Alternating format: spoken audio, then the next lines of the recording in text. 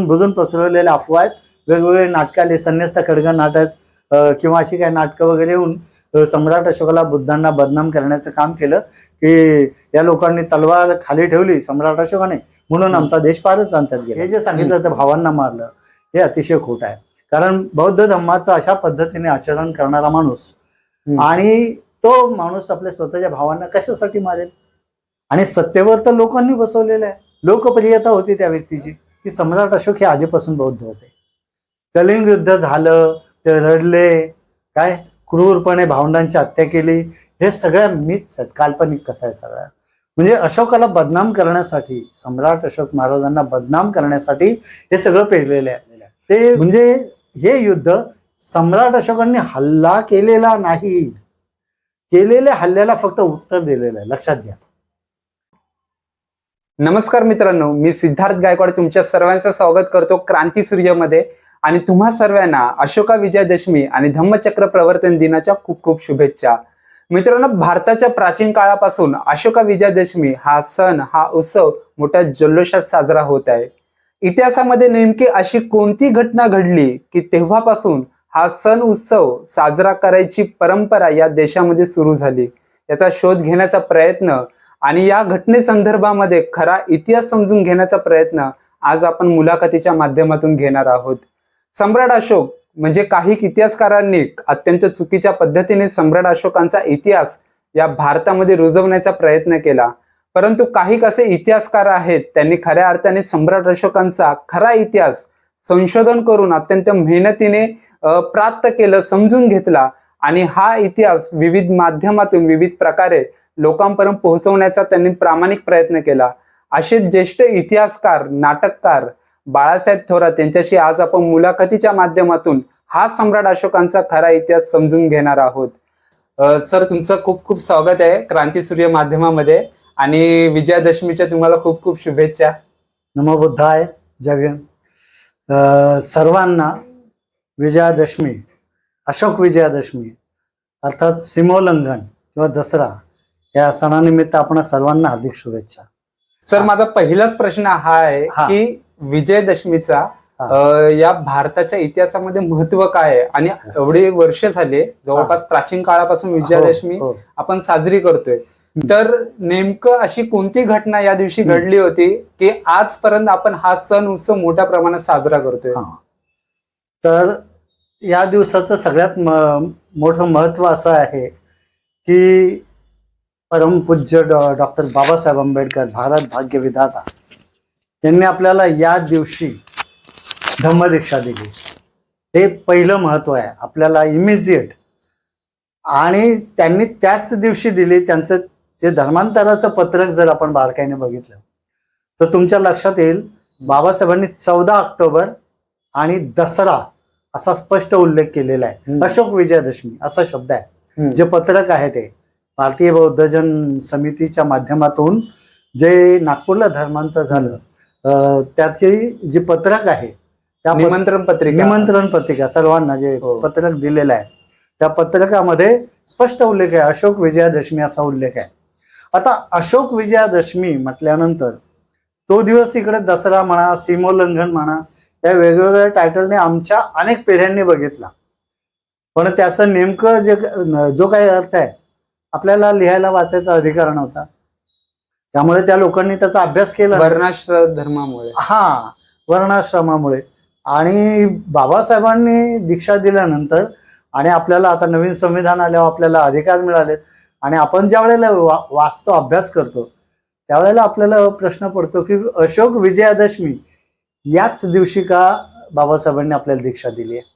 त्याच्यामागे दुसराही प्रश्न असा येतो की बाबासाहेबांना धम्मदीक्षा द्यायचीच असती तर वर्षावास समाप्तीला द्यायला पाहिजे होती.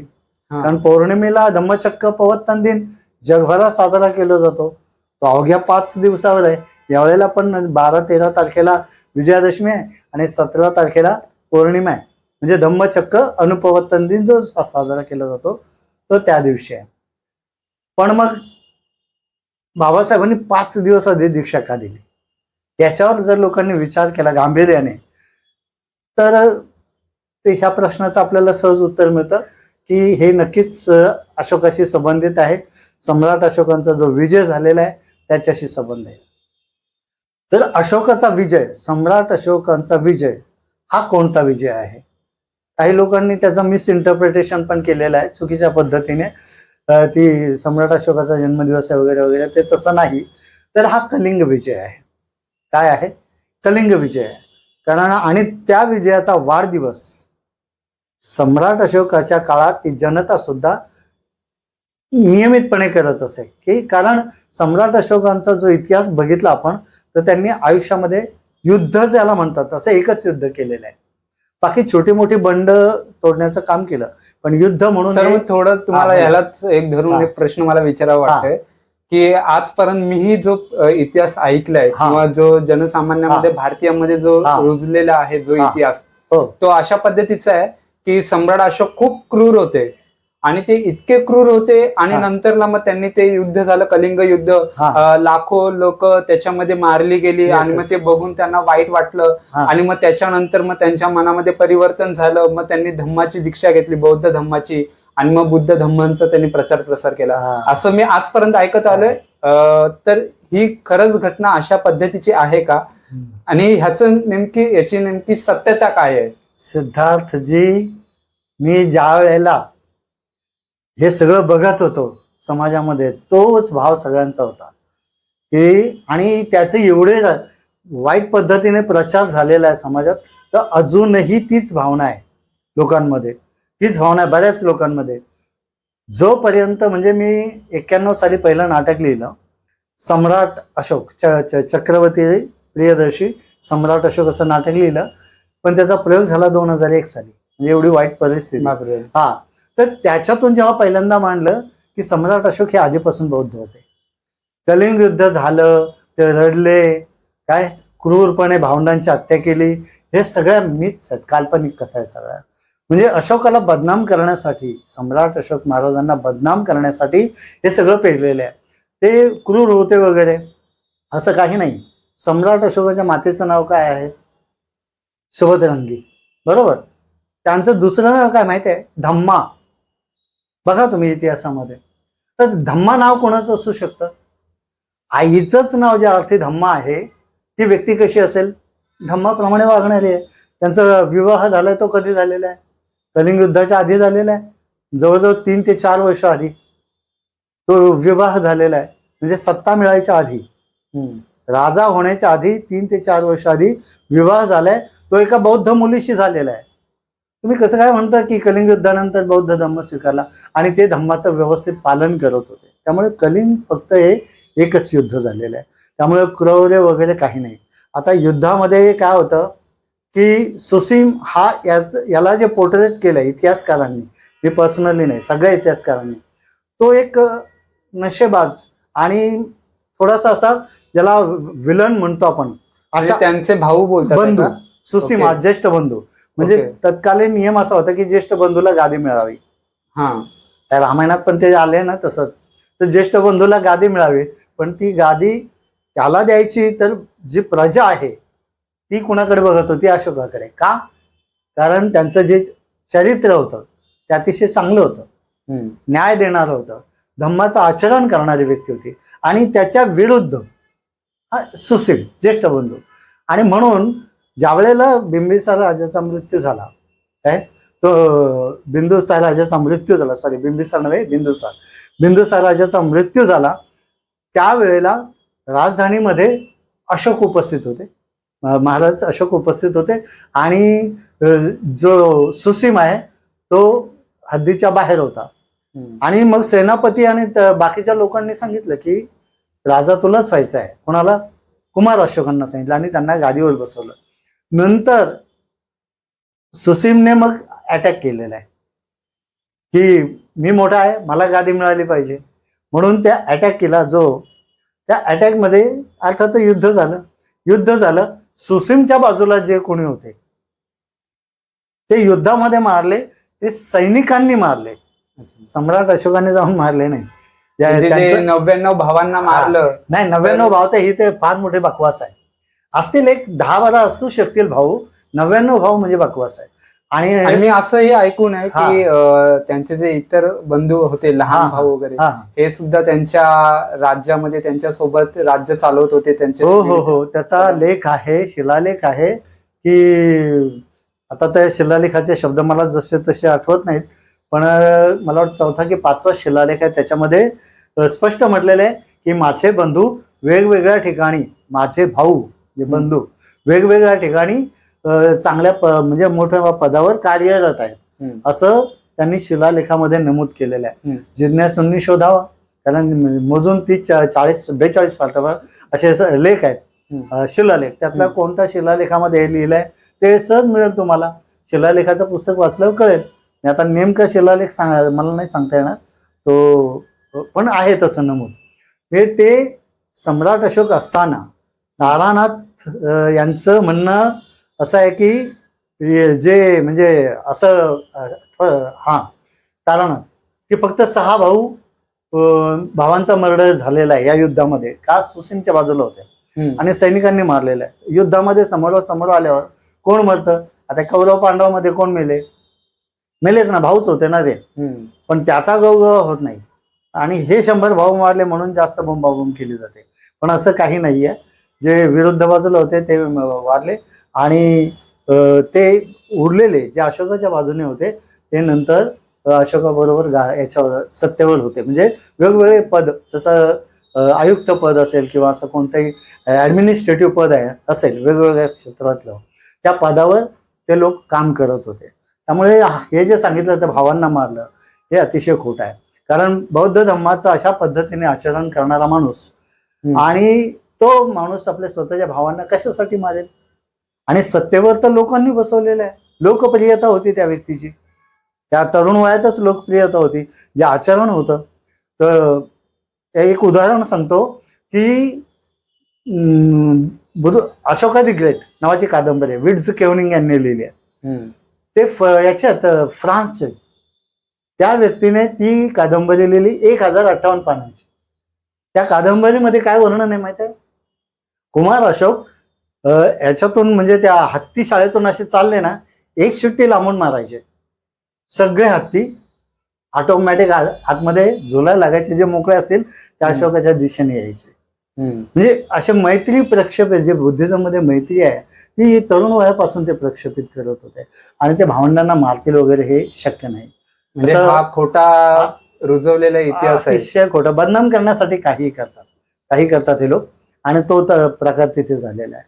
बरं, आपण आता कलिंग युद्धाबद्दल एक सविस्तर अशी माहिती घेऊया, कारण नेमकं माझ्याही मनामध्ये तोच प्रश्न पडलाय की कलिंग युद्धामध्ये नेमकं काय झालं. जर सम्राट अशोकांनी म्हणजे त्यांच्या जन्मापासूनच जर ते बौद्ध असतील, तर मग कलिंग नंतर त्यांचं म्हणजे मन परिवर्तन होऊन बौद्ध धम्म स्वीकारले, हे कथा का रुजवल्या गेल्यात आणि सत्यता काय आहे मला हे जाणून घ्यायचं. म्हणजे लोक म्हणतात बौद्ध होता मग कलिंग युद्ध का केलं, बरोबर ना, प्रश्न असा आहे तो लोक.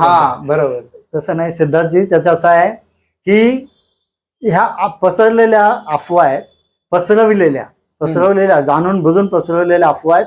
वेगवेगळे नाटक आले, संन्यस्त खड्ग नाटक किंवा अशी काही नाटकं वगैरे येऊन सम्राट अशोकाला बुद्धांना बदनाम करण्याचं काम केलं की या लोकांनी तलवार खाली ठेवली सम्राट अशोकाने म्हणून आमचा देश पारच अंतात गेला. काय म्हणून ते कलिंग युद्ध असं, तो क्रूर राजा होता, परत त्याने तलवार ठेवली म्हणून आमचा देश पारतंत्र्यात गेला, असा वेगळा विचित्र असा संवाद आहे नाटकामध्ये. आहे, स्पष्ट म्हटलेलं आहे. संन्यस्त खड्ग नाटकाचं नावच आहे की खड्ग म्हणजे तलवारीने संन्यास घेतला, तलवारच चालवणं बंद झालं, त्यामुळे आमचा देश गुलाम झाला, असं स्पष्ट लिहिलेलं. सम्राट अशोकांच्या मृत्यूनंतर सुद्धा 2 पिढ्या जवळपास सत्तेतच होते ना. होते, त्याचा अर्थ लोकांना माहित नाही, लोक वाचतात कुठे ना, सगळं लोक इतिहास कुठे वाचतात, आणि लोकांना इतिहास वाचू दिला नाही. कलिंग युद्ध का झालं हा सगळ्यात महत्वाचा विषय आहे. की म्हणतात हे युद्ध केलं आणि माणसं मारली, तर तुम्ही बघा स्पॅन असा आहे, जर अशोक विजयादशमी अश्विन शुद्ध दशमीला येते, दशमीला अशोकाचा विजय कधी झालेला आहे? दशमीला. अश्विन महिन्यामध्ये काय चालू असतं? वर्षावत चालू असतो, पावसाळ्याचे दिवस आहेत, आणि पावसाळा कधी सुरू होतो? आषाढ पौर्णिमेस. आता ही दसरा साजरा केला तर 10 दिवस, म्हणजे एकादशी सॉरी हा. आठवतं हा. दसरा आणि 10 दिवस असं त्याचं काय एकमेकांमध्ये हा. काय कनेक्शन आहे का? त्याचं ते म्हणजे ज्या वेळेला आपण त्याच्यावर बारीक विचार करतो, जर दशमीला अशोक विजयादशमी साजरी केली जाते इथे, अशोक विजयादशमी नावच आहे सणाचं, विजयादशमी साजरी केली जाते आणि त्याची सुरुवात 1 तारखेपासून होते साजरी करायला. आता दांडिया वगैरे खेळला जातो. ते मला तरी असं वाटतं ते प्रतिकात्मक आहे, कारण सम्राट अशोकाने 10 दिवस युद्ध केलेलं आहे आणि नंतर प्रेम, एकमेकांमध्ये प्रेम वाढवण्यासाठी अशा पद्धतीने तो सण पुढे आला असेल.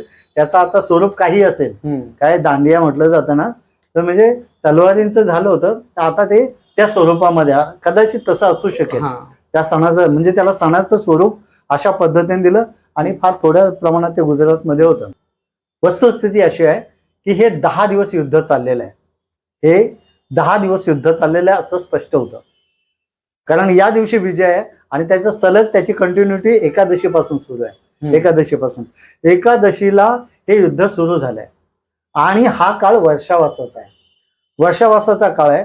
कलिंग सारखा राज्यावर वर्षावासाच्या काळात सम्राट अशोक हल्ला करणे शक्य नाही. वर्षावास ज्याचा चालू आहे तो अष्टशिलामध्ये. थोडक्यात वर्षावासाबद्दल सांगा, कारण काही जणांना जे माहिती नसेल. बरोबर. तर वर्षावासाचं असं आहे की तथागतांच्या काळापासून वर्षावास सुरू आहे. तथागतांनी ज्या वेळेला प्रथम धम्मचक्र प्रवर्तन केलं, ज्यांना त्यांना ज्ञानप्राप्ती झाल्यावर आषाढ पौर्णिमेला ते सारनाथला पोहोचले होते आणि त्या दिवशी त्यांनी धम्म सांगायला सुरुवात केली. पहिल्याच दिवशी कौंडण्याला साक्षात्कार झाला, म्हणजे पारंपरिक भाषेत, किंवा ते श्रोतापन्न झाले. नंतर बाकीचे सगळेच म्हणजे अश्वजित वगैरे हे सगळेच्या सगळे 5ही भिक्षू अरहंत झालेले आहेत. तर हा जो सगळा प्रवास आहे हा सगळा त्या 4 महिन्यामध्ये झाला. आषाढ पौर्णिमा ते अश्विन पौर्णिमा या काळामध्ये हे ज्ञान दिलं गेलं. म्हणजे ते ज्ञान 8 शील दिले जातात आणि या काळात उपवास धारण केलं जातं आणि ज्ञान दिलं जातं. हा पिरियड संपूर्ण याला वर्षावास म्हणतात. पावसाळ्याच्या काळातला निवास आहे तो. म्हणजे बाकीची दुय्यम कारणं पण आहेत आणि हे पण आहे. तर पुढे कलिंग युद्ध, तर हा वर्षावासाचा काळ आहे. तुम्ही कलिंग युद्धाबद्दल बोलताना, कलिंग युद्ध असं आहे की या वर्षावासाच्या काळात हे युद्ध झाले. वर्षावासाच्या काळात ज्या व्यक्तीने अष्टशील घेतलेले आहे, ज्याची प्रजा अष्टशिलामध्ये आहे, तिथे धम्म प्रवचन चालू आहेत. अष्टशील घेतलेलं म्हणजे पाण्याची पाता आलंच त्याच्यामध्ये, मग ते हल्ला कसा काय करणार नाही.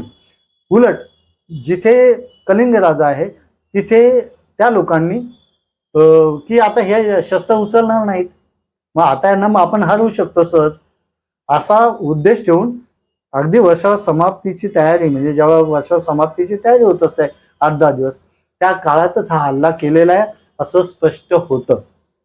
काय त्यासाठी काही पुरावाच पाहिजे. कॉमन सेन्स आहे.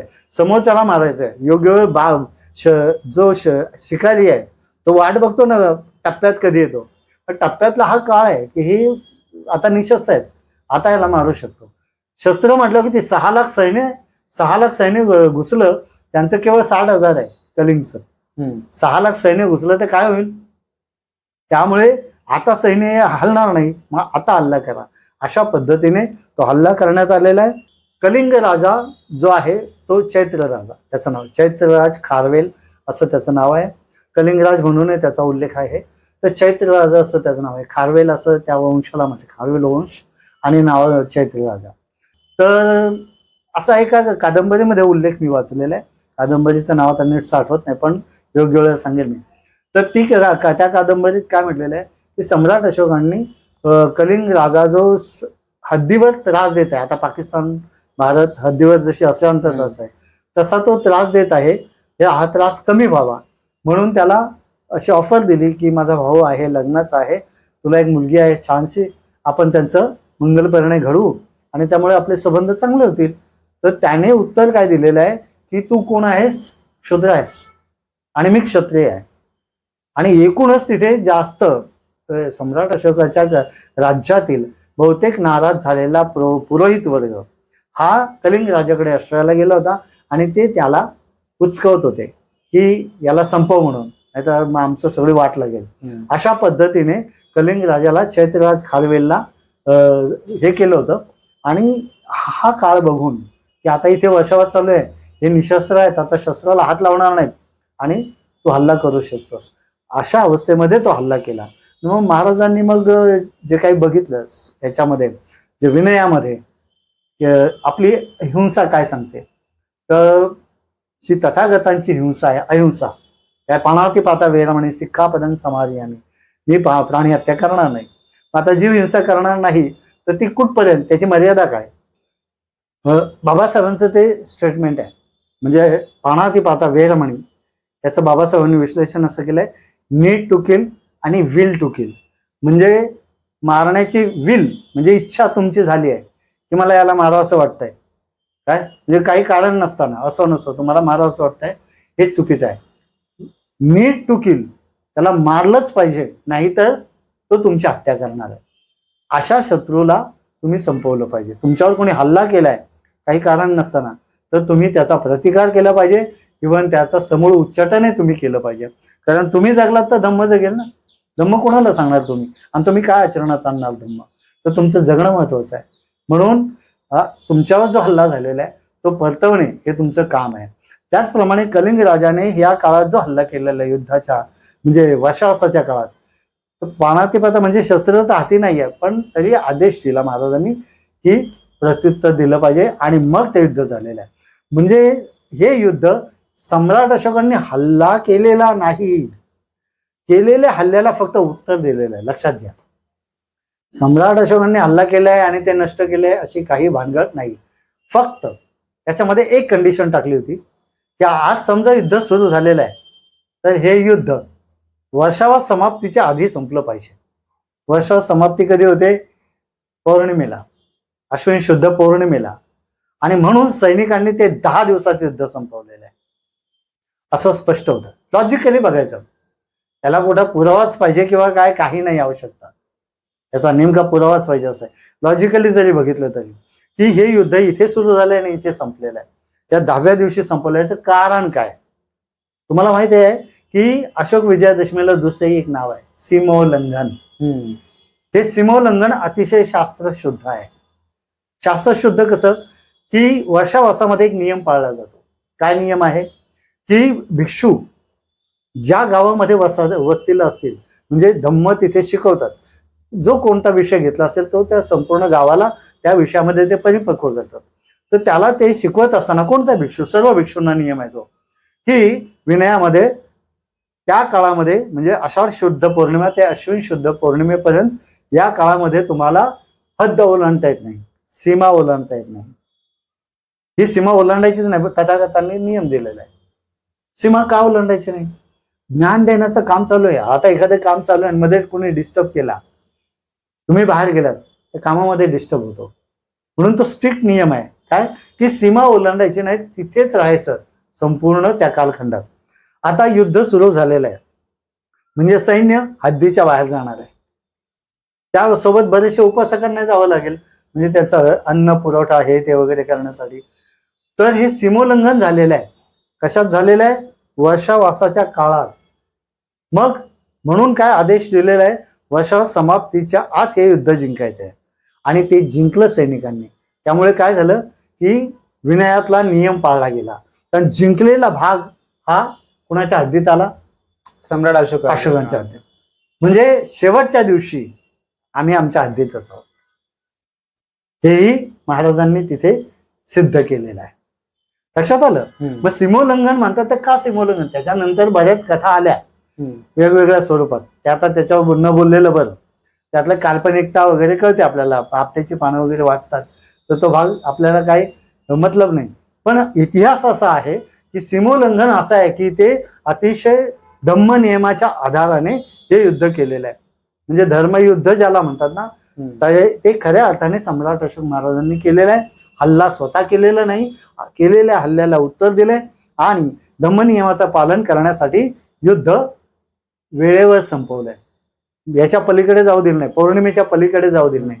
दशमीला युद्ध संपवलंय आणि वर्षावास समाप्ती त्यांनी रीतिरिवाजाप्रमाणे केलेली आहे. असं आहे ते. ओके, म्हणजे तुम्हाला एकूण हा भाग लक्षात आला की सीमोल्लंघन म्हणजे काय, दसरा म्हणजे काय, 10 दिवसात जो काय पराभव झालेला आहे त्यांचा समोरच्या शत्रूचा, याप्रमाणे तो अर्थ आहे. त्याच्यात अनेक वेगवेगळ्या कथा लिहून मग ते रावणाला मारणं वगैरे, 10 तोंड वगैरे निर्माण करणं वगैरे, पण तो 10 दिवस अतिशय चांगल्या पद्धतीने साजरे होत होते. म्हणजे मंगलमैत्री प्रक्षेपित केले जात होते. सम्राट अशोकाच्या दरवर्षी विजय झाल्यावर दरवर्षी हे 10 दिवस सेलिब्रेट व्हायचे आणि तेच आजही साजरे होतात दसरा म्हणून काय. आणि त्याच्यामध्ये म्हणजे युद्ध केलं ना, त्याचं मैत्री प्रक्षेपित करण्याचं दरवर्षी काम त्या काळात केलं गेलेलं आहे नियमितपणे. अशा रीतीने म्हणजे कलिंग युद्धानंतर बौद्ध धर्म स्वीकारला आणि मग ते युद्धात मध्ये लढले. काही आपले लेखक सुद्धा किंवा साहित्यिक सुद्धा लेक्चर करणारे पण म्हणतात युद्ध झालं, युद्धानंतर ते खूप वाईट वाटलं. अरे बौद्ध माणसाला वाईट वाटणारच नाही युद्ध, पण मग राजा आहे त्या राजाकडे तलवार काय कांदे कापायला असते का? हा, राजा कशाला आहे? बरोबर, त्याचं काही समजायला पाहिजे ना. 6 लाख फौज कशाला ठेवली आहे? नुसते भरण पोषण करायला? काही संरक्षण लॉजिकली आहे ना ते सगळं. म्हणजे पनिशमेंट होत होत्या, कोणी गुन्हा केला त्याला शिक्षा होत होती आणि त्यांची जी शिक्षा अतिशय कठोर असायच्या. त्यामुळे दहशत बसायची लोकांमध्ये की महाराजांचा त्यांचा जो कैदखाना किंवा हे आहे ना, त्याला या लोकांनी नरक असं नाव दिलेलं आहे. अशा कठोर शिक्षा असायच्या. एवढं म्हणजे कडक नरक नंतर त्यांनी निर्माण केला असेल त्या लोकांनी. पण जे जेल किंवा होती किंवा पनिशमेंटचे हे होतं तुरुंगवास, तो अतिशय खतरनाक होता. त्यामुळे लोकांमध्ये दहशत होती की वाईट कुणी वागत नव्हतं. पशु हत्या पूर्ण बंद होती, बऱ्याचशा गोष्टी. तर युद्धानंतर जे काय रडले वगैरे महाराज असे रडणाऱ्यांपैकी नव्हते, भावनिक होते निश्चित. त्यांना वाईट वाटलं की हे माझी चूक नाहीये, समोरच्याच्या चुकीमुळे घडलंय. म्हणून त्यांनी सैनिकांना सुद्धा कामाला लावलं. जे कोणी जखमी झालेले आहेत, कोणाचा हात तुटला, पाय तुटला, सर्वांची सेवा केलेली आहे. ज्यांची शेती जळाली किंवा पिकं जळाली त्या सर्वांना अन्नधान्य पुरवलेलं आहे पाटलीपुत्रातून आणून. आणि त्या लोकांची त्यांनी 7 वर्षावर संपेपर्यंतच नव्हे, नंतरही लोकांची सेवा केलेली आहे. सगळे जे दवाखाने वगैरे चालू केले तिथे, जसे त्यांच्या संपूर्ण राज्यात होते. आणि त्यांना सांगितलं आता भारतामध्ये कुठेही तुम्ही वास्तव्य करू शकता, आता कलिंग पुरतच तुमची हद्द मर्यादित नाही, आमच्या राज्यात इकडे येऊन राहू शकता, अगदी अफगाणिस्तानापर्यंत एवढं मोठं राज्य त्यांना मोकळं करून दिलं. सर मला तोच प्रश्न विचारायचा होता एक, की आता तुम्ही अफगाणिस्तानाचा उल्लेख केला. आता काही जणांच्या मनात सुद्धा अशी भावना आहे की फक्त भारत देश एवढ्याच पुरतं त्यांचं मर्यादित राज्य होतं. ते नेमके किती देश होते त्यावेळी त्यांच्या साम्राज्यामध्ये? आणि अजून एक अतिशय महत्वपूर्ण प्रश्न त्यालाच जोडून आहे की सम्राट या शब्दाचा अर्थ काय आहे? अच्छा,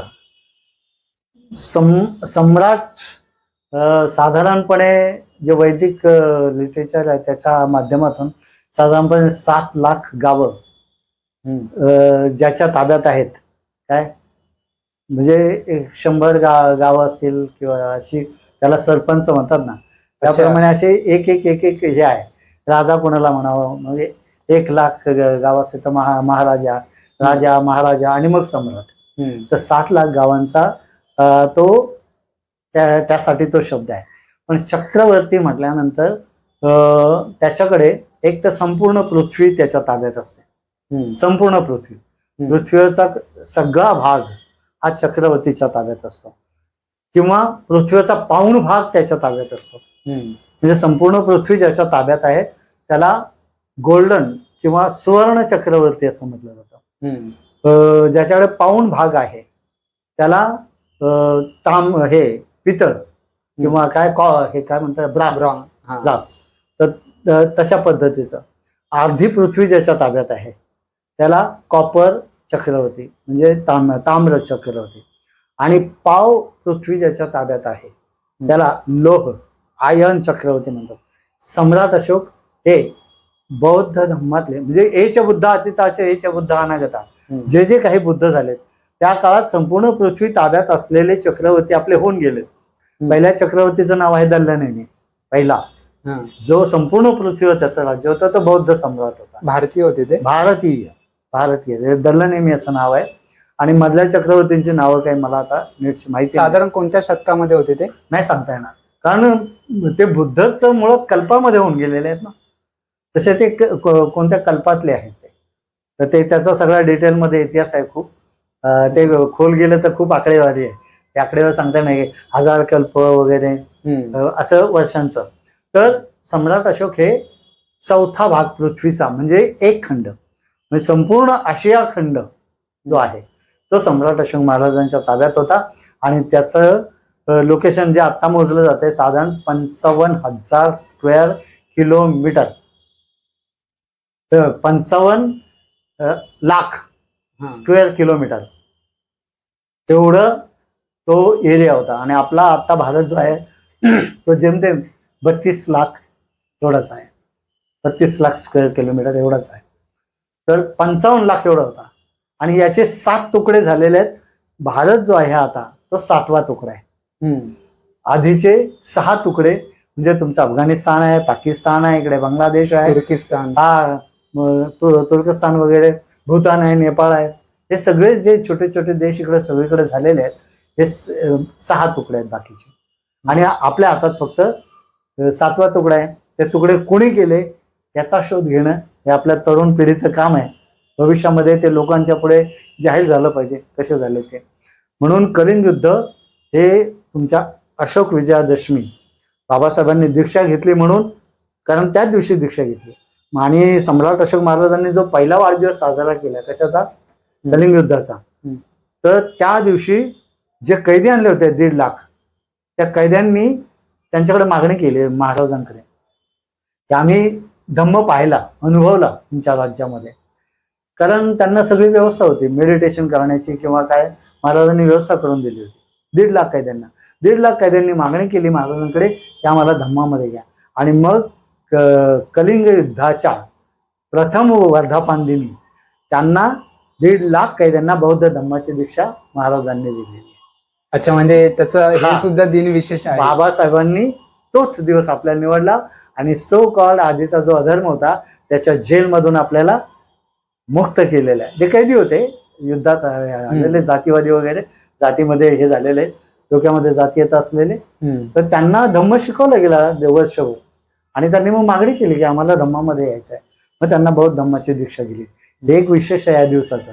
आणि नेमका तो दिवस बाबासाहेबांनी आपल्याला धम्मदीक्षेसाठी.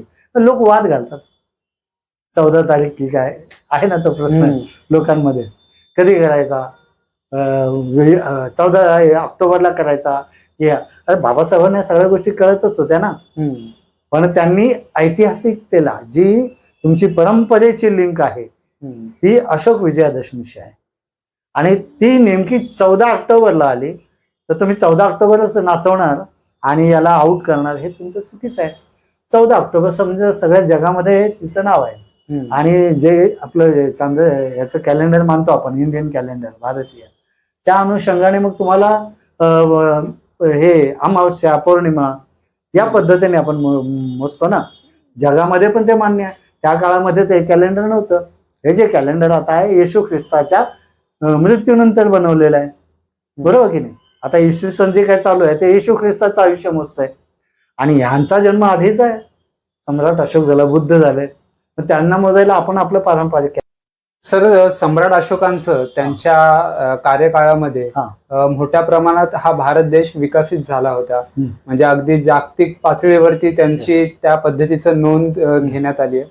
तर एकूण त्यांच्या या कार्यकाळामध्ये जे त्यांनी विकास कामं केली त्याच्याबद्दलची थोडक्यात एक माहिती सांगा तुम्ही.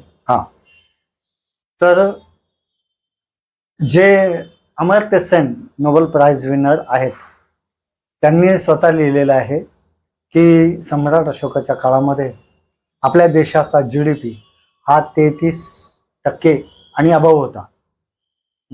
म्हणजे जगातली 33% अर्थव्यवस्था आपल्या ताब्यात होती. 33% एवढी अर्थव्यवस्था आपल्या ताब्यात होती. आजच्या काळामध्ये जवळपास आता तो 2% पर्यंत आलाय म्हणतात. आता तो काय नकली पण आकडे बाहेर येतात, त्यामुळे आपल्याला आता शुअर नाही, पण तो मायनस मध्ये पण गेलाय असं. अधिकृतरित्या 2% आहे, अधिकृत 2% आहे. ओके. आणि काही मायनस मध्ये पण म्हणतात, काही 7-8% पण सांगतात. तर सगळा गोंधळाची परिस्थिती आहे. त्यावेळेला तो 33% अभाव होता. तर ही परिस्थिती कशी आली? हे सम्राट अशोकाचं जे प्रशासन होतं, जे राज्यव्यवस्था होती, त्यामुळे हे सगळं एवढी डेव्हलपमेंट झाली. मनुष्याला ज्या कम्युनिझमच्या हिशोबाप्रमाणे अन्न, वस्त्र, निवारा या अतिशय महत्वाच्या गरजा आहेत.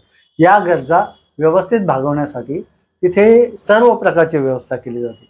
म्हणजे अगदी जिथे पाणी नाही तिथे पाणी पोचवणं, अगदी नळ व्यवस्था असेल किंवा काय, तुषास्प नावाचा त्यांचा एक अधिकारी होता, त्याने नळ योजना सुद्धा म्हणजे जिथे पाणी नाही पाईपमधून लांबपर्यंत पाणी पोहोचवणं, ज्या भागामध्ये पाणी नाही किंवा जिथे पाणी भरपूर आहे अशा ठिकाणी. आता त्याला मोठं स्वरूप आलं कॅनॉल वगैरे, पण तशा पद्धतीचंच काम त्या काळात सुद्धा झालेलं आहे. प्राणी हत्या बंद केली होती पूर्णपणे. त्यामुळे जे काय म्हणतात वातावरणातलं जे काय दूषितपणा तो बराचसा कमी झालेला होता. शेतीसाठी जे जे काही आवश्यक आहे ते सर्व पुरवलं जात होतं. आरोग्य चांगलं राहावं यासाठी मोठ्या प्रमाणामध्ये ज्या औषधी वनस्पती आहेत, म्हणजे आपण ज्याला म्हणतो 50 एकर वगैरे अशा मोठ्या मोठ्या लँड ह्या नर्सरी होत्या, म्हणजे औषधी वनस्पती लावल्या जात्या. त्या औषधी वनस्पतींची औषधं तयार करून त्याच्या 500 बैलगाड्या अफगाणिस्तानापर्यंत प्रवास करायच्या. इथून तिकडे जायचं, ते तिकडे पोचवलं जायचं. म्हणजे भारतामध्ये सगळ्या गावागावात ही सरकारी दवाखाना ही संकल्पना पहिल्यांदा आली. त्यामुळे माणसं आजारी मोफत व्यवस्था होती. हा, म्हणजे मोफत ही जी जगामध्ये पहिल्यांदा सिस्टीम आली ती सम्राट अशोक महाराजांनी सुरू केली, की मोफत दवाखाना. आता सुद्धा हे लोक मोफत देत नाहीत. त्या सरकारी दवाखान्यात गेलं, ब्रिटिशांनी मोफत सुरू केलं होतं. सम्राट अशोकाचं अनुकरण त्यांनी केलं ब्रिटिशांनी, पण आताच्या नंतरच्या राज्यकर्त्यांनी सरकारी दवाखान्यात काही ना काहीतरी पैसे कुठून तरी काढायचं काम करतात किंवा प्रायव्हेटमध्ये पाठवून देतात औषधं आणायला तरी. पण त्यावेळेला तसं नव्हतं. अक्षरशः मोफत औषधोपचार व्हायचे सर्व लोकांना. जनावरांचे सुद्धा दवाखाने होते. एखाद्या शेतकऱ्याचं एक जनावर आजारी पडलं तर त्याला केवढा त्रास आहे तो, की काय करणार. पण त्याचे सुद्धा दवाखाने अगदी गावाच्या वेशीजवळ, अशा मोक्याच्या ठिकाणी, प्रत्येक गावाच्या वेशीजवळ ते सगळी ही व्यवस्था असायची. आणि मग तिथे जाऊन ते केलं जायचं, म्हणजे त्याचे उपचार केले जायचे जनावरांना. तिथे तो पशुवैद्यकीय अधिकारी सुद्धा असायचा आणि त्यांना ती ट्रीटमेंट सुद्धा दिली जायची. त्यामुळे ते दवाखाने मोफत, हे सुद्धा जनावरांचे मोफत दवाखाने, माणसांचे मोफत दवाखाने. आता आपल्याला आणखी काय पाहिजे? शिक्षण व्यवस्था. आणि शिक्षण व्यवस्था जवळजवळ मोफत. 21 युनिव्हर्सिटी होत्या त्यावेळेला भारतामध्ये आणि सगळ्या गजबजलेल्या होत्या. म्हणजे नालंदामध्ये म्हणताच काहीतरी 10,000 विद्यार्थी होते. हे काय कॅपॅसिटी आहे एका युनिव्हर्सिटीची. अशा 21 युनिव्हर्सिटी भारतामध्ये त्या काळात कार्यरत होत्या. त्या युनिव्हर्सिटींचं व्यवस्थित भरण पोषण करण्यासाठी त्यांना काही लँड दिली जायची, की या लँडमध्ये जे काही उत्पन्न येईल ते सगळं त्या युनिव्हर्सिटीमध्ये विद्यार्थ्यांना. आणि त्या युनिव्हर्सिटी आताच्या सारखे पैसे वगैरे घेत नव्हत्या, टोटल फ्री होत्या. फक्त त्या व्यक्तीची आधी परीक्षा घेतली जाते. आता नेट सेट जी पद्धत आली ना, आधी परीक्षा घेतली जाते, ते त्यावेळेला व्हायची, ती घेतली जायची. त्यात विद्यार्थी दिसला योग्यतेचा की त्याला आतमध्ये प्रवेश मिळायचा आणि त्याचं पूर्ण शिक्षण मोफत व्हायचं. अशा पद्धतीने त्या काळामध्ये शिक्षण मोफत आहे, तुम्हाला औषधोपचार मोफत आहेत. या आता जरी केलं तरी आपला देश डबल वेगाने महासत्ता होईल. महासत्ता करण्यासाठी हे महत्वाचं आहे. शिक्षण देणं महत्वाचं आहे. सगळ्यांना शिक्षण मिळालं पाहिजे. जेवढ्या लोकांना अडाणी ठेवू ते अडाणी लोक राज्यकर्त्याच्या बाजूला जातात. त्या राज्यकर्ते काही पण त्याला देतात, खोटे आश्वासनं देतात, त्याला ते भुलून त्या माणसाला सत्तेवर बसवतात. पण सुशिक्षित माणूस असतो, एज्युकेटेड माणूस असतो, तर आताच्या काळात तरी अशिक्षित माणसांना गादीवर जाऊ देणार नाही किंवा ज्याला सत्ताच कशी चालवावी माहित नाही अशा माणसाला गादीवर जाऊ. पण त्यावेळेला महाराजांनी सगळं ते केलं होतं म्हणून. आणि दुसरं, माणसाला आणखी काय आजार असतो शारीरिक व्याधीला उपचार, दुसरा मानसिक आजार. मानसिक आजार असा आहे की आजही तुम्ही बघितलं तर घटस्फोटाचं प्रमाण प्रचंड आहे. त्याचं कारण काय, की जो मानसिक इम्बॅलन्स आहे लोकांमध्ये, घरामध्ये भांडण आहेत, भावाभावांमध्ये वाद आहेत, हे सगळेच्या सगळे वादविवाद कशामुळे आहेत, की जो अहंकार आहे किंवा काय, तर याला काहीतरी औषध पाहिजे. तर त्याला औषध काय आहे, तर फक्त बुद्ध, त्याला दुसरं औषध नाही. बाकीचं तलवारीचं युद्ध तलवारीने थांबवलं जाईल मारून वगैरे, एक राहील जिवंत एक मरेल. पण हे मनावरचं जे युद्ध आहे ना ते माणसाला सडवून सडवून मारतात. म्हणजे ध्यान साधना हा. विपश्यना याच्या हा. माध्यमातून. तर त्यासाठी महाराजांनी 84,000 स्तूप बांधले होते संपूर्ण भारतामध्ये. म्हणजे भारत म्हणजे जे त्यांचं 55 लाख हा स्क्वेअर किलोमीटर एवढं हे आहे लोक एरिया, त्या संपूर्ण एरियामध्ये त्यांनी 84,000 स्तूप बांधले होते. त्याच्या ऐतिहासिक नोंदी आहेत. जगातल्या सर्व इतिहासकारांनी त्या मान्य केलेल्या आहेत की हो होते. आजही ते जमिनीखाली कुठे कुठे सापडतात आणि रात्रीच्या अंधारामध्ये ते क्रशरने चिरडून टाकले जातात. ही सध्याची शोकांतिका आहे. तर हे अशा ठिकाणी लोक मनशांतीसाठी, जर काही मानसिक इम्बॅलन्स होत असेल, माणसाला अचानक बीपी वाढतो किंवा काय होतं, हे मानसिक अस्वस्थतेचं कारण आहे. तर त्यासाठी ती माणसं जर तिथे जाऊन आली, मेडिटेशन शिकले, त्यावेळेला साधारणपणे 45 दिवसाचा तो कोर्स असायचा. आता जो 10 दिवसाचा आहे त्यावेळेला 45 दिवसांचा कोर्स असायचा. तो 45 दिवसाचा कोर्स तिथे केल्यानंतर माणसं चित्तशुद्धी झाल्यानंतर त्यांची वागणूक बदलायची. ते चांगले वागायचे लोकांशी आणि लोकांचं भलं करण्याचं काम करायचे. अशा पद्धतीने महाराजांनी जे काही काम केलं त्यामुळे देशामध्ये सुबत्ता होते, मानसिक दृष्ट्या आणि सर्व बाबतीत लोक सुखी होते. त्यामुळे GDP हाय होता. ओके. सर, आता तुम्ही गणपती बाप्पा मोरया सारखं एक नाटक लिहिलं ज्या माध्यमातून सम्राट अशोकांचा खरा इतिहास तुम्ही रंगमंचाच्या माध्यमातून मांडण्याचा प्रयत्न केला. त्यात बऱ्यापैकी यशस्वी ठरलेच असं मी मानतो. लोकांमध्ये, परंतु अपेक्षित असं यश आलं नाही. आणि आता तुमचं अजातशत्रू यांच्यावरती एक तुम्ही नाटक लिहितात आहेत आणि तर ते नाटक कधी रंगमंचावरती येणार आहे आणि अजातशत्रू यांच्यावरती का तुम्हाला नाटक लिहावं वाटलं आता? हा अतिशय महत्वाचा प्रश्न आहे. अजातशत्रूवर नाटक का लिहावं असं वाटलं? आता सम्राट अशोक आपल्या डायरेक्ट ध्वजावरच आहेत, राष्ट्रध्वजावर. त्यामुळे सम्राट अशोक आपल्याला आवश्यक आहेत. त्यांच्यावर नाटक लिहिलं. समजा 91 साली एक लिहिलं, परत आता एक लिहिलं, 2019ला 2 नाटकं लिहिलेली आहेत. तर त्यांच्यावर जो काय ह्याच्यावर कचरा हे इतिहासकारांनी साठवला होता तो कचरा बाजूला काढून खरा अशोक लोकांना सांगणे यासाठी 2 नाटकं लिहिली. पण अजातशत्रूवर नाटक लिहिण्याचं कारण ते मुळात काय आहे की बाबासाहेबांनी जी 56 साली धम्मसंगिणी झाली, कुठे याला ब्रह्मदेशामध्ये शेवटची धम्मसंगिणी झाली, 7वी धम्मसंगिणी. तर ह्या धम्मसंगिणीला बाबासाहेब उपस्थित होते. आता ही धम्मसंगिणी अधूनमधून होत आहे.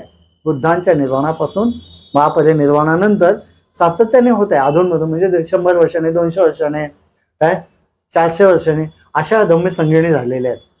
आणि ह्या धम्मसंगिणी झाल्या त्यातली पहिली धम्मसंगिणी अरेंज करणारा राजा म्हणून अजातशत्रू लोकांना माहीत असायला पाहिजे. कारण त्यांनी त्यावेळेला त्यांच्या आधिपत्याखाली झालं. त्यांच्या आधिपत्य. त्याचं सगळं मॅनेजमेंट, पैसा लागतो त्याला. जवळजवळ 3-4 महिने, ते कधी कधी 6 महिन्यापर्यंत ते काम चालतं संगायनाचं. आणि त्यासाठी मग एवढे भिक्षू येतात, सगळे त्यांची राहण्या खाण्याची व्यवस्था, त्यांच्या साधण्याची व्यवस्था. धम्मसंगिणी म्हणजे धम्मावरती तिथे चर्चा केली जाते? नाही, फक्त चर्चा नव्हे. धम्मसंगिणी म्हणजे हे आता जे काही चालू आहे आणि लोकांनी तक्रारी केल्या की इथे भेसळ झालेली आहे, हे चुकीचं आहे, हे बुद्धांनी सांगितलं नाही. असे ज्या वेळेला अनेक वाद निर्माण होतात ना त्यावेळेला सर्व भिक्खूंना एकत्र बोलवलं जातं आणि बोला तुम्हाला काय म्हणायचं आहे. मग जे एकत्रपणे त्या गाथा सांगायला होतात, हे बरोबर आहे, हे आधीपासून आहे, या आधीच्या संगीनीत सुद्धा झालेलं आहे. अशा पद्धतीने पुन्हा त्या ज्या गाथा आहेत त्या पुन्हा रिपीट करून व्यवस्थित चुका झालेल्या असतील त्या वगळून, मध्ये मध्ये काय कचरा टाकला असेल कोणी, टाकतात, आजही टाकतात, काय काय चुकीचे शब्द येतात काय गाथांमध्ये दिसतात कधी कधी, तर ते प्युरिफाय करण्याचं काम धम्मसंगिणीमध्ये होतं. एक सगळ्यांनी सगळे मिळून त्या गाथा म्हणतात आणि ती फायनल झाली, ऑथेंटिक झाली असं मानलं जातं, त्याला संगिणी म्हणतात. तर प्रथम संगिणी घेणारा राजा म्हणून अजातशत्रू लोकांना माहीत असायला पाहिजे. आता अजातशत्रूने प्रथम धम्मसंगिणी घेतली ही निश्चितच ऐतिहासिक घटना आहे. त्यांनी प्रथम संगिणी घेतली आणि तिला ऑथेंटिक मानून पुढच्या धम्मसंगिणी घेतल्या जातात, हे लक्षात घ्या. पहिल्या धम्मसंगिणीत जे जे काही सांगितलेलं आहे तेच नंतरच्या धम्मसंगिणीमध्ये तसंच्या तसं ठेवलं जातं. नवीन काय आलं ताबडतोब काढलं जातं बाहेर. ताबडतोब. सम्राट अशोकाच्या काळात अनेक भिक्षूंनी जे काही घुसवलं होतं त्याच्यामध्ये असे 60,000 भिक्षू संघातून महाराजांनी हाकलून दिले. सम्राट अशोकांच्या आधी महायान पंथाचा जोर वाढला होता, मग त्यांनी हा. पुन्हा स्थविरवाद स्वीकारला. हा म्हणजे मग ते संगीतीच्याच माध्यमातून त्यांनी या सर्व हा ते वेगवेगळे म्हणजे 18 तुकडे केले होते ना. हा सम्राट अशोकांच्या जन्मापर्यंत बुद्ध धम्माचे 18 तुकडे या लोकांनी केले होते. त्यामुळे बुद्ध कुठे आहेत असं शोधायला माणूस वेडा होईल आणि सगळं काय त्याच्यापर्यंत पोहोचेलच असं नाही, अशी परिस्थिती केली. काय की तो भाग वेगळा आहे की ते 18 तुकडे झाले, त्याची पंथ वेगवेगळे आहेत, पण महाराजांनी पुन्हा ते एकत्र केलं होतं सगळं आणि स्थविरवाद त्यांनी फायनल केला होता, जो बाबासाहेबांनी सुद्धा स्थविरवाद किंवा ज्याला आपण काय म्हणतो हिनयान आता म्हणतो, हिनयान शब्द, तो हिनयान शब्द अर्थात महासांघिकांनी दिलेला आहे. काय आम्ही मोठे आहे आणि तुम्ही छोटे आहे, हिन म्हणजे खाली लहान. तर असं कारण त्यांच्याकडे लोकसंख्या जास्त होती. लोकसंख्या जास्त का होती? तो फार चांगला होता म्हणून नव्हे, ते त्याला वेगळी कारण आहे. त्या कारणांमध्ये गेलो तर विषय वाढेल आपला. म्हणून महायान आणि हिनयान आता सगळ्यात जास्त प्रभावी, तिचा वज्रयान पण आहे, अशा आहेत. तर जास्त प्रभावी महायान आणि हिनयान आहे जगामध्ये आज. तर बाबासाहेबांनी जो स्वीकारला तो हिनयान आहे. आणि याची जी पहिली फ्रेम केली गेली ती अजातशत्रूच्या काळात केली गेली.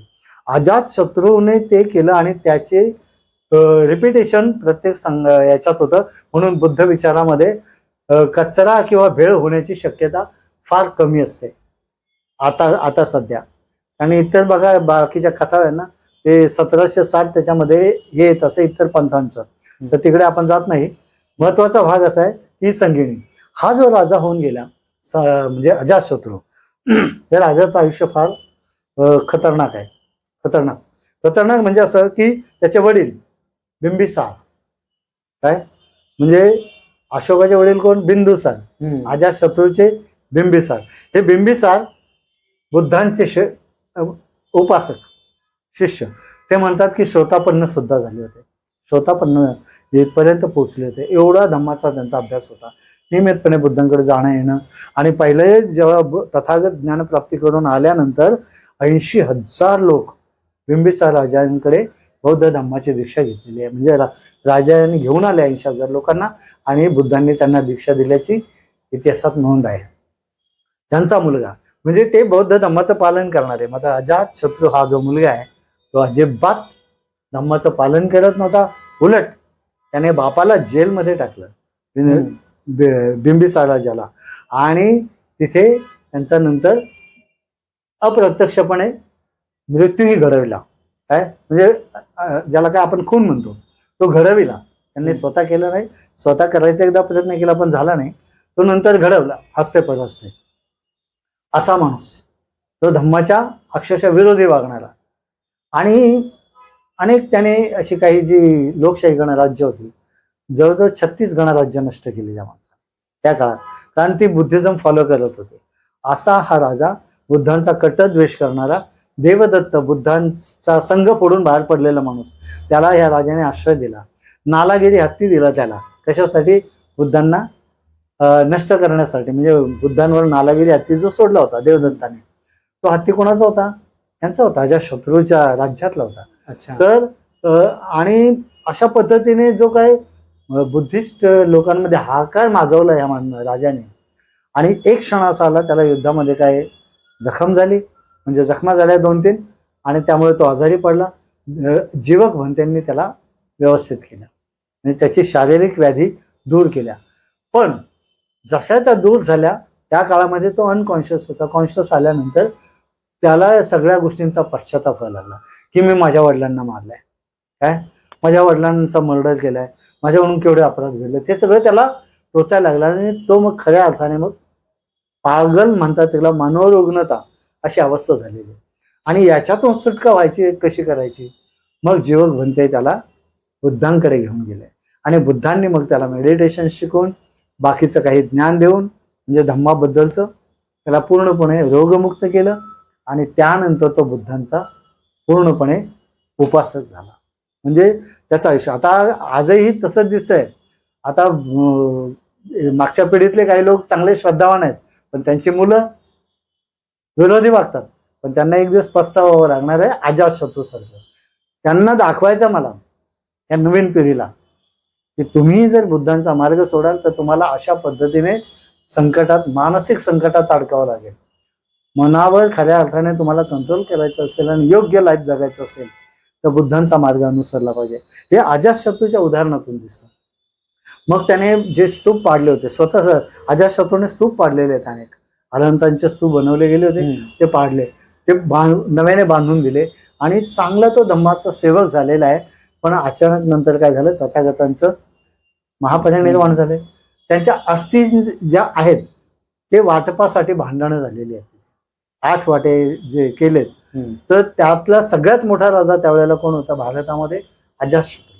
पंजाब पासून पटणा, पाटलीपुत्र, एवढं मोठं साम्राज्य, आता ज्याला गायपट्टा पण म्हणतो ना, तो सगळा भाग, म्हणजे पंजाब पासून मध्य प्रदेश, MP, UP, बिहार, हा सगळा पट्टा, अगदी बंगाल पर्यंत हा सगळा पट्टा त्यांच्या ताब्यात होता. एवढं मोठं साम्राज्य होतं आणि तेवढा मोठा राजा त्यावेळेला भारतात नव्हता. त्या राजाचं एक आणखी एक वैशिष्ट्य सांगतो आणि मग आपण विषय संपूया, वेळ आहे तेवढा. तर वैशिष्ट्य असं, बाहुबली चित्रपट तुम्ही पाहिला असेल. बाहुबली चित्रपटामध्ये एक हत्यार दाखवलेलं आहे की रथ आहे आणि रथाला पुढे असा पंखा आहे. पंखा म्हणजे ब्लेड लावलेले आहे, धारदार ब्लेड, चाकाला पण ब्लेड लावलेले आहे रथाच्या. याला सायथिड असा इंग्लिश शब्द आहे. तो नंतर तिकडे गेल्यावर त्याला त्यांनी ते नाव दिलं, पण भारतीय भाषांमध्ये त्याला रथमुसल असं म्हटलेलं आहे. मी नाटकामध्ये त्याला रथमुसळा असं म्हटलेलं आहे. याचा संशोधक हा अजातशत्रू आहे. म्हणजे त्यांनी पहिल्यांदा निर्माण केलं. पेल्टिंग स्टोन, दुसरा ही एक हे केलाय, जी तोफ आहे आता आपली, तर त्यावेळेला दगड फेकले जायचे सैन्यावर, त्याचंही यंत्र अजातशत्रूंनी पहिल्यांदा निर्माण केलंय. मग त्याची इम्प्रोवाइज झाल्यानंतर त्या तोफा वगैरे पुढे झालेल्या आहेत. बुद्धांच्या काळात हा म्हणजे एकाच काळातला आहे. तर त्याने ते युद्ध करण्यासाठी अशा पद्धती 16 वर्ष युद्ध केलेलं आहे आणि सगळी ती राज्य जिंकलेली आहे. तर जे बाहुबलीमध्ये दाखवलंय ती काल्पनिक कथा आहे बाहुबलीची, त्याच्यामध्ये दाखवलंय. पण या देशातले इतिहासकार अशा पद्धतीने नाही दाखवत की हे अजातशत्रूने निर्माण केलेलं आहे.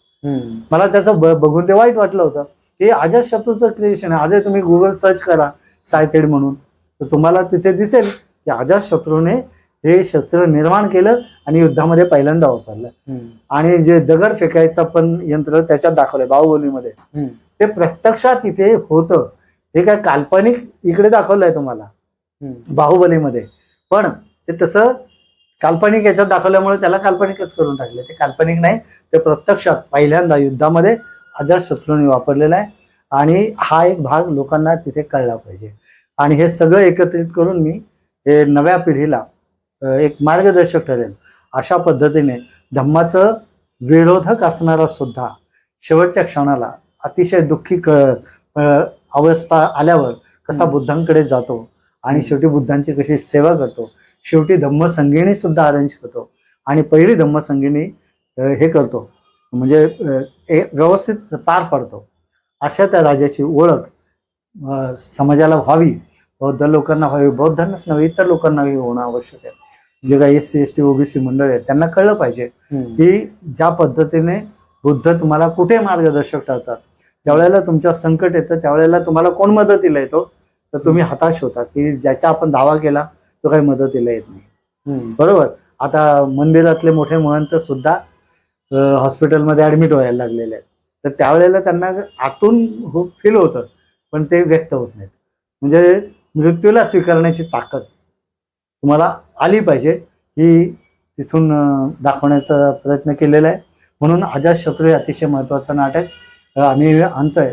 आता ते साधारण पुढच्या महिन्यामध्ये नोव्हेंबर-डिसेंबरमध्ये रंगभूमीवर येईल आणि राज्य नाट्य स्पर्धेमध्ये सुद्धा होणार आहे. सर, आता एक शेवटचा प्रश्न तुम्हाला विचारतोय की नुकताच भारत सरकारने काही भाषांना अभिजात भाषेचा दर्जा दिलाय आणि त्याच्यामधल्या अनेक, म्हणजे माझ्यासाठी ही धक्कादायक गोष्ट होती की मराठी, बंगाली वगैरे ही भाषांना म्हणजे मिळू शकत, कारण त्याच्यासाठी खूप मोठ्या प्रमाणात लढा चालू होता.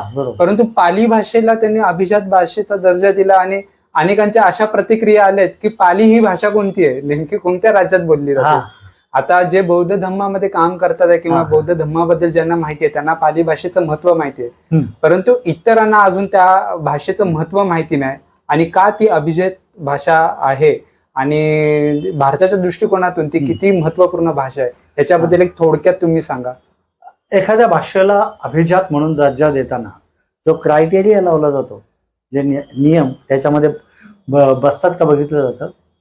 तर त्यातला एक नियम असा आहे की ती भाषा कमीत कमी 1,500 वर्ष जुनी असावी. 1,500 वर्ष. तर आता 1,500 वर्ष जुन्यामध्ये आपली मराठी किंवा कुठल्या कुठल्या भाषा बसतात याचा विचार केला तर बऱ्याचशा गोष्टी. पण 2,500 वर्षापूर्वीपासून, त्याच्या आधीपासून, 2,500 वर्ष बुद्ध आहेत म्हणून आपण रेफरन्स घेतो, 2,500 वर्षापूर्वीचे बुद्ध आहेत, तेव्हापासून पाली भाषा या देशाची भाषा आहे. आजही भारतातल्या सगळ्या भाषांमध्ये जे वाङ्मय किंवा लिटरेचर आहे त्या सर्वात जास्त लिटरेचर पाली भाषेमध्ये आहे. लोकांना माहित नाही, कारण हे वेगवेगळ्या भाषा इथे असल्यामुळे आपल्या भाषेतलंच वाङ्मय वाचायचा लोकांना सराव झालेला आहे. मग पालीमधून तुमची गुजराती डेव्हलप झालेली आहे, हिंदी डेव्हलप झालेली, मराठी सुद्धा पाली भाषेतून डेव्हलप झालेली आहे. कारण हजारो शब्द मराठीतले हे मूळ पाली भाषेतले आहेत. संस्कृत ही प्राकृत भाषेतल्या प्राकृतिक ज्या भाषा आहेत त्याच्यावर क्रिया करून करून संस्कार करून करून केलेली संस्कृत. बरोबर की नाही. एखादी गोष्ट असे संस्कार करून केली जाते तिला काय म्हणतात, संस्कृत म्हणतात. काय असंस्कृत माणूस आहे म्हणजे त्याच्यावर चांगले संस्कार नाहीत, सुसंस्कृत आहेत, चांगले संस्कार झालेले आहेत. तशी संस्कृत भाषा ही स्थानिक भारतीय प्राकृतिक भाषांवर संस्कार करून केलेली आहे. मग पाली भाषा त्याच्या आधीची आहे. लोकांचा एक गैरसमज आहे, संस्कृत आधीची नाही, पाली आधीची आहे या देशातली. आणि त्या पाली भाषेला अभिजात भाषेचा दर्जा मिळायला एवढा उशीर झाला हे दुःखदायक आहे. आनंददायक असं आहे की कसा तरी पण आपल्याला मिळाला, लेट पण थेट म्हणतात, उशिरा का होईना देर आहे दुरुस्त आहे ते म्हणायला पाहिजे. पण त्याच्यात आणखी एक दुःखदायक गोष्ट अशी आहे की मला वाटतं साधारणतः 3-4 वर्षापूर्वीच, मला नेमकी डेट माहित नाही, की शासनाने पाली भाषेला UPSCच्या परीक्षेतून काढून टाकलेलं आहे. ही दुःखदायक गोष्ट आहे. कारण UPSCच्या वगैरे ज्या काही परीक्षा होतात, IAS ऑफिसर वगैरे येतात लोक, तर त्यांच्यामध्ये ज्या भाषेचा विषय होता त्या विषयामध्ये पाली होता, पाली विषय काढून टाकलेला आहे. आणि आता अभिजात म्हणून तुम्ही सर्टिफिकेट देता. माझ्याशी या निमित्ताने विनंती राहिली शासनाला की तुम्ही पुन्हा तिथे पालीची प्रस्थापना करा. अभिजात भाषेचा दर्जा दिला, धन्यवाद, तुमचं कामच होतं ते, कारण ती अभिजात भाषा आहेच, सर्वात आधीची भाषा आहे इथली. मग तिला अभिजात म्हणून दर्जा दिला, ठीक आहे, आपण आपलं काम केलं तर आम्हाला आनंद आहे. पण त्याला UPSCच्या परीक्षांमध्ये तो जो विषय आहे पाली, तो पुन्हा त्याची प्रतिष्ठापना केली पाहिजे शासनाने. यासाठी पुन्हा लोकांनी थोडं कार्यरत व्हायला पाहिजे. जे जे काही लढलेत त्यांना या निमित्ताने धन्यवाद देतो, अभिजात भाषेचा दर्जा मिळावा म्हणून. आणि अभिजात भाषेचा दर्जा मिळाल्यानंतर शासन काहीतरी प्रोव्हिजन देतं, म्हणजे सहाय्य देतं, त्या भाषेचा विकास व्हावा किंवा ती शिकवली जावी, शिक्षकांची नेमणूक होते, त्यांचे पगार वगैरे म्हणजे सगळी मान्यता मिळत जातात. तर ते फार चांगलं झालेलं आहे पाली भाषेला. कारण तुम्ही ज्या ज्या याच्या लेण्या बघाल, लेण्यांमध्ये जी भाषा लिहिलेली कुठली भाषा आहे.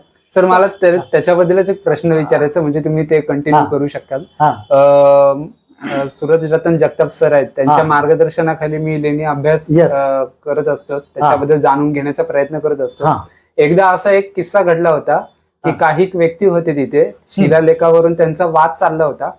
की त्यांचा वाद असा चालू होता की ही धम्मलिपी आहे, काही जण बोलत ही ब्राह्मी लिपी आहे. मग आता ब्राह्मी लिपी, धम्मलिपी आणि पाली, म्हणजे तुम्ही अधिक सविस्तररित्या याच्याबद्दल तुम्ही सांगू शकता. मी माझ्या पद्धतीने त्यांना सांगण्याचा प्रयत्न केला होता, तुम्ही, माझी इच्छा की तुम्ही ते सांगावं. म्हणजे काय होतं की जसा जसा काळ बदलत जातो ना, तसे जे काही शब्द आहेत, बुद्धिझमला संपवण्यासाठी सगळ्यात महत्वाचा अटॅक ज्या लोकांनी केला त्यांनी महत्वाचे शब्दच सोडले, म्हणजे शब्दच सोडले. शब्द तिकडे गेल्यामुळे आपल्याला आता त्या शब्दांबद्दल सगळे शंका वाटतात. धम्मलिपी, अयंग धम्मलिपी किंवा इयंग धम्मलिपी असं जे काही लिहिलेलं आहे वेगवेगळ्या ह्याच्यामध्ये, त्याच्यावरून लोक काय त्या लिपीलाच हे धम्मलिपी म्हणतात. पण धम्मलिपीचा अर्थ माझ्या मते धर्मलेख असा होतो. म्हणजे धम्माबद्दल ज्या गोष्टी लिहिलेल्या, जे साहित्य, ती धम्मलिपी. धम्मलिपी ती कोणती अशी लँग्वेज नाही. धम्मलिपी किंवा तुमचं जगण्याचं शास्त्र सांगणारा लेख अशा अर्थाने लेख असा शब्द आहे तो काय लेख अशा अर्थाने तो शब्द आहे. ब्राह्मी लिपी हा माझ्या मते योग्य शब्द आहे. आता ह्या वादाचा विषय आहे म्हणजे ब्राह्मी लिपीच्या बाजूला मी गेलो असं होईल, थोडा साहेब त्या बाजूला आहेत असे लोकांच्या प्रतिक्रिया येतील, पण असं काही नाही. ब्राह्मी हे जे शब्द आहे ब्रह्मजानाती स्वब्राह्मण अशी ब्राह्मणाबद्दलचे हे आहे लिखाण आहे. तुम्ही ब्राह्मण वग्गो काय धम्मपदामध्ये एक वग्ग आहे स्पेशल. न ज्याच्या वसलो होती न ज्याच्या होती ब्राह्मणो कम्मुना वसलो होती कम्मुना होती ब्राह्मणो. ही तथागतांची वाणी. आता ब्राह्मण शब्द कधीपासून आहे? त्या काळापासून आहे. ब्राह्मण ही टर्म सर्वसामान्य जो उपासक आहे तो पूर्णपणे अष्टशिलामध्ये राहतो अशा व्यक्तीसाठी आहे आणि जो ब्रह्म जाणण्यासाठी कुठेतरी कार्यरत आहे. आजही उपासकांमध्ये काही श्रोतापन्न लोक आहेत. ते श्रोतापन्न लोक तुमच्यासारखे वागणार नाही सर्व बाबतीत. तुम्ही म्हणाल चला या पार्टीला बसा, नाही बसणार तिथे. म्हणजे त्यांचं एक वागणं वेगळं असतं. श्रोतापन्न आहे, सगदागामी आहे, अनागामी आहे, अशा वेगवेगळ्या प्रकारच्या स्टेटचे लोक आहेत ना, तर ते तुमच्या लग्न समारंभात आले किंवा काय आले तर ते खूप अलूफ राहणार, सगळ्यामध्ये मिक्स नाही होणार. तर त्यांचं वागणं वेगळं असतं कारण त्यांचा त्या स्टेप मिळालेले असतात ज्या तथागतांनी सांगितलं. श्रोतापन्न, सगदागामी, अनागामी या स्टेपमध्ये ते प्राप्त असतात. आणि ब्रह्म जानाती सो ब्राह्मणा, जो ब्रह्म जाणतो म्हणजे ब्रह्म किमान झालंय, श्रोतापन्न झालाय, अशा व्यक्तींना ब्राह्मण म्हटलं जायचं बुद्धिस्ट परंपरेमध्ये. म्हणजे आणि त्यांना तो एक ड्यू रिस्पेक्ट असायचा. ते काय बाकीच्या कोणत्याही तुमच्या व्यवहारामध्ये इंटरफेअर करत नव्हते. त्यांना ते प्राप्त झाला, तुम्ही लेक्चरसाठी बोलवलं तेवढ्या पुरतेच. तर अशा पद्धतीने तो ब्राह्मण शब्द इकडलाच आहे. ब्रह्मसंपत्ती नावाच्या व्यक्तीने त्यांना हे केलं प्रश्न, म्हणजे त्यावेळेला त्यांच्याकडे विषाद योग प्राप्त आला त्यांना की हे ज्ञान मिळालं सांगू की नको. समोर कोण आलं? ब्रह्मसंपत्ती आला. आणि जेवढे लोक आहेत ज्या सगळ्या लोकांचं वर्णन केलंय धम्मचक्र प्रवर्तन सूत्रामध्ये, त्याच्यामध्ये ब्रह्मलोक आहे आणि ब्रह्माच्याही वर बुद्ध आहेत. हे लोकांना माहीत असायला पाहिजे. तुम्ही ते मान्य केलं पाहिजे हे एवढे लोक आहेत की नाही ते. धम्मचक्र प्रवर्तन सूत्रालाच तुम्ही नकार देताय. ब्रह्मजाल सूत्र हे तथागतांनी सांगितलेलं आहे. काही लोक तर असे म्हणतात ब्र शब्द पाली भाषेत नाहीच, एवढं म्हणण्यापर्यंत मदत जाते. हे अक्षर पालीमध्ये नाहीच म्हणे, असं कसं म्हणता? मग ब्रह्मजाल सूत्र तथागतांनी का सांगितलं?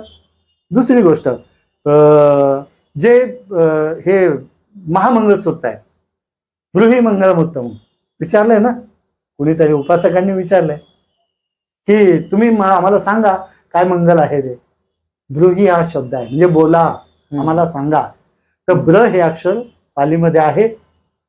कधीपासून आहे ते तथागतांच्या आणि त्या काळातल्या ज्या देवता त्यांना याच्या जेतवनात येऊन विचारतात काय की आम्हाला हे मंगल सांगा, ब्रूहि मंगल उत्तम, म्हणजे जगामध्ये जगताना काय मंगल आहे ते आम्हाला सांगा. आणि मग तथागतांनी त्यावेळेस मंगल सांगितले, जे काय आपण 10-12 घेत असतो विधीमध्ये, त्यातल्या काही गाथा.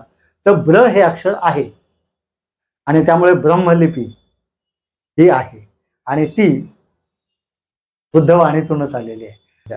मग त्यामुळे ब्रह्मलिपी हा खरा शब्द आहे त्यातला. आणि आपल्याला आहे तेच वाचता येत नाही. किती लोकांना वाचता येतं? ज्यांनी लिपीचा अभ्यास केला तेवढ्या, बाकीच्या लोकांना नाही वाचता येत. सर तुमचे खूप खूप आभार मी व्यक्त करतो, कारण तुम्ही वेळात वेळ काढून इतक्या म्हणजे जो तुमच्याकडून जी माहिती मिळाली आजपर्यंत त्या गोष्टी मी ऐकल्या नव्हत्या. आणि खऱ्या अर्थाने इतिहासकार कसे असावेत तर ते तुमच्यासारखे असावे असं मला वाटतं. कारण इतिहासकारांचं फक्त इतिहास शोधणं हे काम नाहीये, तर तो इतिहास शोधून तो लोकांपर्यंत पोहोचवणं आणि त्यांना कुठेतरी एक चांगलं आयुष्य निर्माण करण्यासाठी त्यांना प्रेरित करणं हे इतिहासाचं काम आहे. आणि ते तुम्ही खूप चांगल्या पद्धतीने करतात आहे. गणपती बाप्पा मोरया सारखं तुमचं नाटक आहे जे अप्रतिम आहे. आणि आता परत अजातशत्रूंवरती तुम्ही सुद्धा लिहितात आहे. सो तुम्हाला या वाटचालीसाठी खूप खूप शुभेच्छा. आणि पुन्हा मी तुम्हाला धन्यवाद व्यक्त करतो की तुम्ही क्रांतीसूर्य या माध्यमाला वेळात वेळ काढून तुम्ही आमच्याशी या वैचारिक गप्पा मारल्यात. तुमचे खूप खूप आभार. सिद्धार्थजी, क्रांतीसूर्याचे मी अभिनंदन करतो आणि तुमचं जे काम चाललंय क्रांती सूर्याच्या माध्यमातून, तर क्रांती सूर्याला मी शुभेच्छा देतो. जास्तीत जास्त लोकांनी क्रांती सूर्याला सबस्क्राईब करावं अशी मी या ठिकाणी विनंती करतो. आणि आपण मला इथे बोलावलं 4 शब्द बोलण्यासाठी, त्याबद्दल धन्यवाद देतो. नमो बुद्धाय. जय भीम.